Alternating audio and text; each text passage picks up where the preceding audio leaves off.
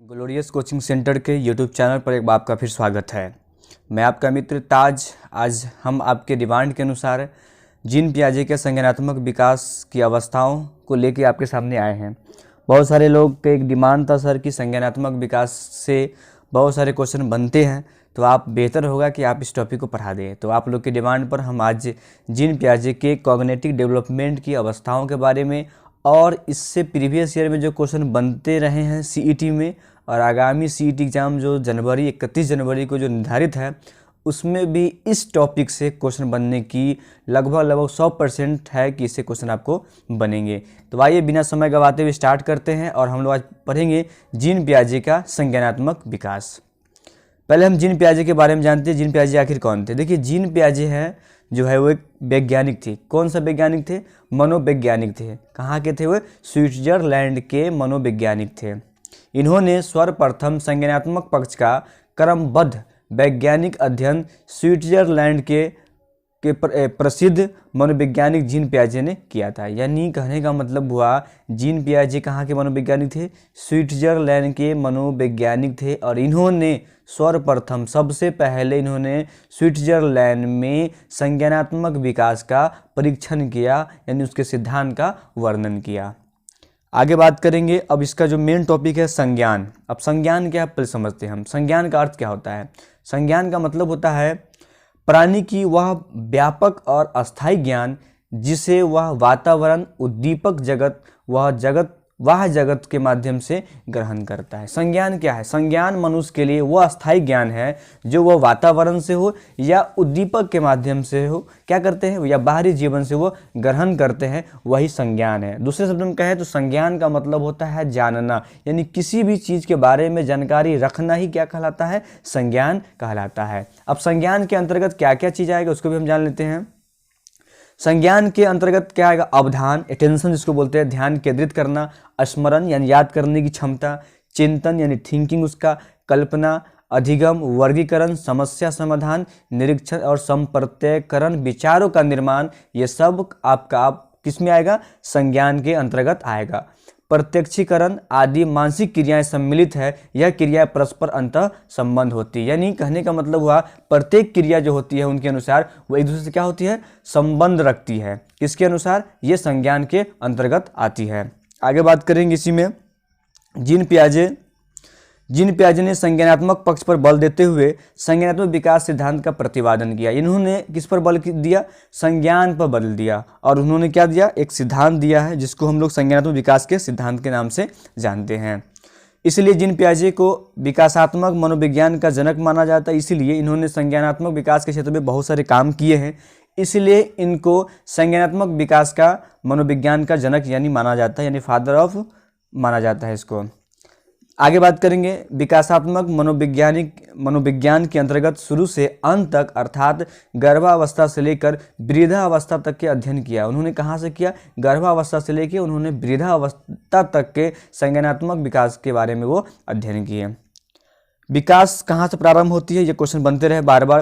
देखिए, विकास की प्रारंभ जो होती है वो गर्भावस्था से प्रारंभ होती है और संज्ञान की बात करेंगे ये शैशवावस्था से प्रारंभ होकर जीवन पर्यंत तक चलती रहती है। इंपॉर्टेंट पॉइंट्स को नोट कर लीजिएगा आप। यानी संज्ञान का विकास कब से प्रारंभ होता है? शैशवावस्था से प्रारंभ होता है और ये जीवन पर्यंत तक चलते रहता है। जबकि विकास कहाँ से शुरुआत होती है? ये गर्भावस्था से विकास प्रारंभ होती है। आगे बात करेंगे इसी क्रम में।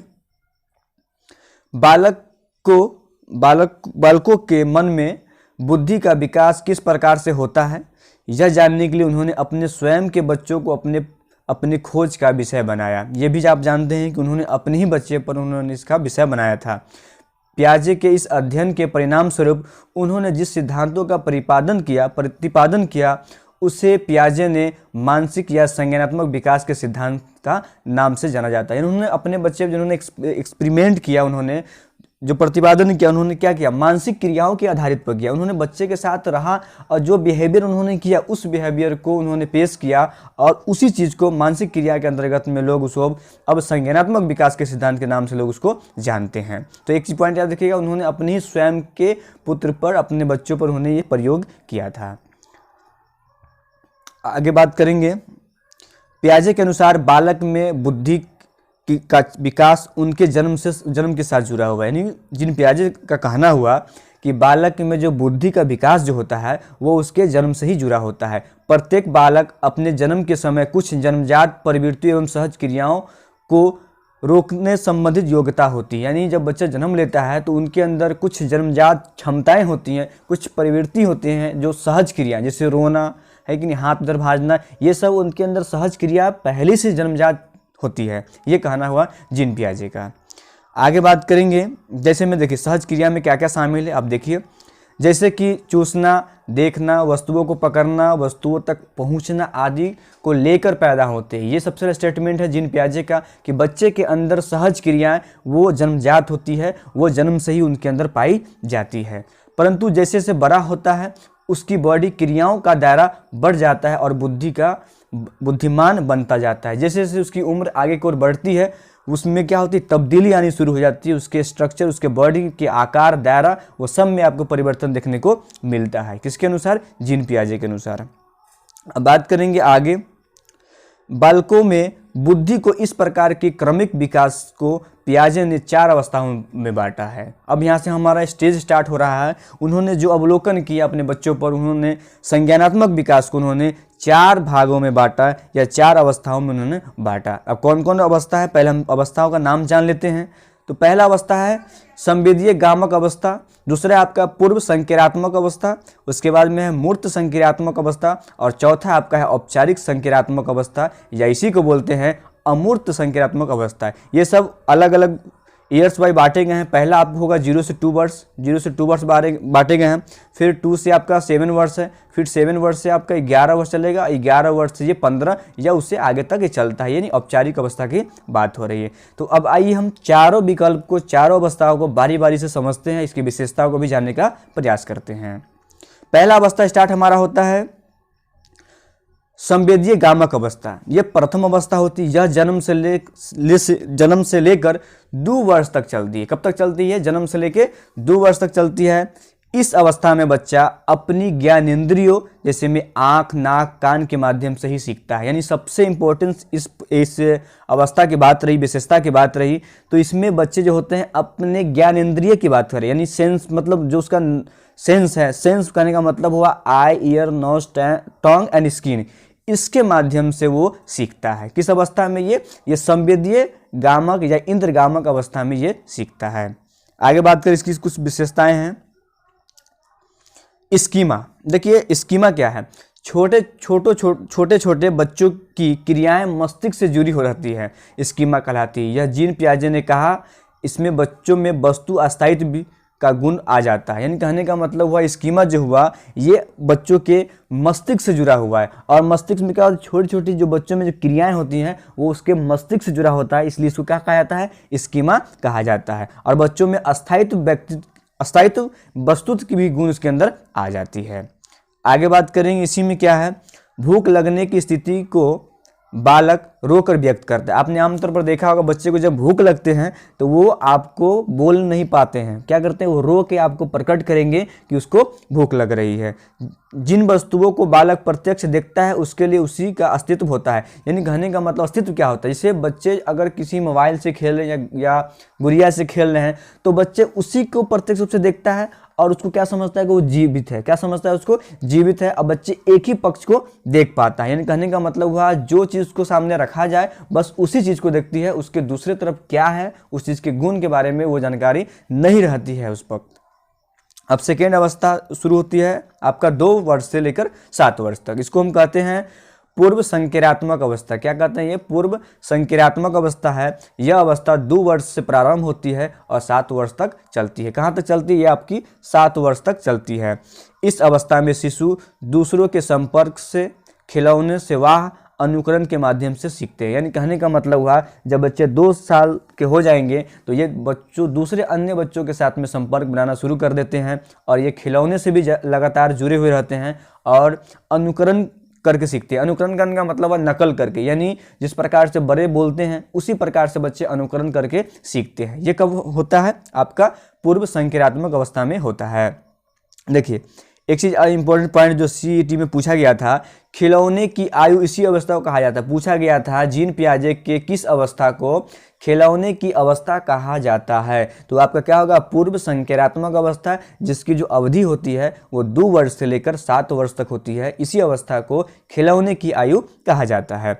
इस अवस्था में बालक वस्तुओं को क्रम से रखना, हल्की भारी का ज्ञान होना, मतलब वस्तु कितनी हल्की है कितनी भारी है इसके बारे में ज्ञान बच्चे इस स्थिति में रख पाते हैं।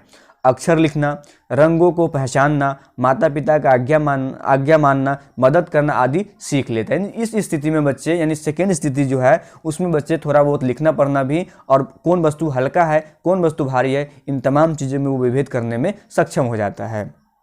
आगे बात करेंगे, अब तर्क की बात हो रही है, तर्क करने की कितनी क्षमता विकसित होती है, लेकिन वह तर्क वितर्क करने योग्य नहीं होता है। देखिए एक क्वेश्चन पूछा गया था तर्क कहाँ से शुरू होता है, तो आप कभी भी पूर्व संख्यात्मक अवस्था नहीं लाएंगे। भले वहाँ पर बच्चे वो कौन सा वस्तु अधिक बड़ा है या छोटा है वो चीज़ तो बता पाएंगे, लेकिन वो तर्क वितर्क करने की एबिलिटी उसके अंदर विकसित नहीं हो पाती है उस अवस्था तक। इसीलिए इसे अतार्किक चिंतन की अवस्था के नाम से भी जाना जाता है। इस अवस्था में बालक पड़ोसी बच्चों के साथ खेलते हैं। आमतौर पर आप देखे होंगे 5-6 साल का बच्चा पड़ोसी बच्चे के साथ खेलते रहते हैं ना, पढ़ने के समय भी वो भागे नजर आएंगे आपको। बालक में शब्दों व प्रतीकों का प्रयोग करता है, प्रतीकात्मक खेल खेलता है, परंतु यह अनुपात का अंतर नहीं कर पाता, यानी खेलता है लेकिन वो उसमें विभेद नहीं कर पाता है। इस अवस्था में बालक अपने परिवेश की वस्तुओं को पहचानने एवं उसमें विभेद करने लगता है। अब धीरे धीरे क्या होता है, बच्चे उसमें क्या करते हैं, वस्तु अपने परिवेश में जो वस्तु है उसको वो देखता भी है और उसमें थोड़ा बहुत वो अंतर करने में भी सक्षम हो जाता है। देखिए अंतर करना, विभेद करना ठीक है, और उसमें तर्क करना, दोनों अंतर है। तर्क करना ये उच्च लेवल की हो जाती है, लेकिन विभेद करना मतलब उसको छांट देना, वर्गीकरण करना, ये सब विभेद के अंतर्गत आएगा। और एक चीज पॉइंट और इसको आप भी नोट कर लीजिएगा, इस दौरान में यानी 2 से 7 ईयर्स में बच्चे क्या करते हैं, इसके अंदर भाषा विकास भी प्रारंभ होता है। ये क्वेश्चन पूछा गया था कि जीन पियाजे के अनुसार भाषा का विकास कब से प्रारंभ होता है, तो ये आपका सेकेंड स्टेज में होता है जो आपका 2 से लेकर 7 ईयर्स तक आता है। इसमें बच्चे के अंदर भाषा विकास प्रारंभ होती है, यानी स्टार्ट होती है यहाँ से। अब तीसरा अवस्था की बात करें, तीसरा अवस्था है मूर्त संकेतात्मक अवस्था। ये अवस्था आपका चलती है 7 से लेकर 11 वर्ष तक। कहाँ चलती है, 7 से लेकर 11 वर्ष तक चलती है।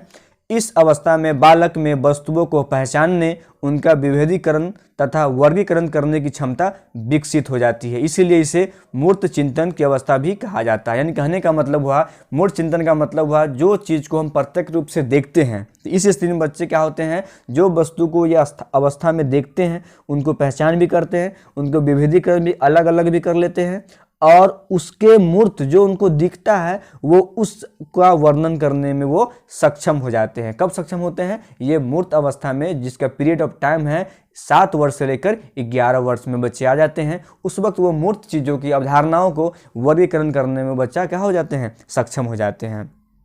आगे बात करें, इसके कुछ पॉइंट है उसको भी जान लेते हैं। इस अवस्था में बालक सही अनुपात का अंतर, आकार, भार, क्रम आदि को समझने लगता है, आरोही अवरोही क्रम को भी समझने लगता है। इस अवस्था में बालक दिन तारीख होना चाहिए, दिन तारीख समय नहीं महीना आदि बताने योग्य हो जाता है। यानी ये सब बताने के लिए योग्य हो जाता है कि आज कौन सा तारीख है, कल किसका बर्थडे था, कल कौन कहाँ गया था, ये सब चीज़ उसके अंतर्गत इतना ज्ञान उसके अंदर विकसित हो जाता है। आगे बात करेंगे बालक का चिंतन। बालक का चिंतन अब अधिक क्रमबद्ध एवं तर्क संगत होना प्रारंभ हो जाता है। यानी बच्चों के अंदर अब क्या होती है, उनके अंदर तर्क करने की क्षमता विकसित हो जाती है, और साथ में भाषा एवं संप्रेषण योग्यता का भी विकास होता है। इससे पूर्व में क्या भी उसके अंदर क्या हो जाती है, विकसित हो जाती है। अब लास्ट अवस्था हम बात करेंगे, चौथा अवस्था आपका है औपचारिक। ये दोस्तों औपचारिक इसी को अमूर्त भी अवस्था कहते हैं। क्या कहते हैं, अमूर्त संकेतात्मक अवस्था भी कहते हैं। यह अवस्था 11 वर्ष की आगे की अवस्था, यानी कहने का मतलब ये 11 वर्ष से आगे की ओर चलती है। कुछ किताबों में आपको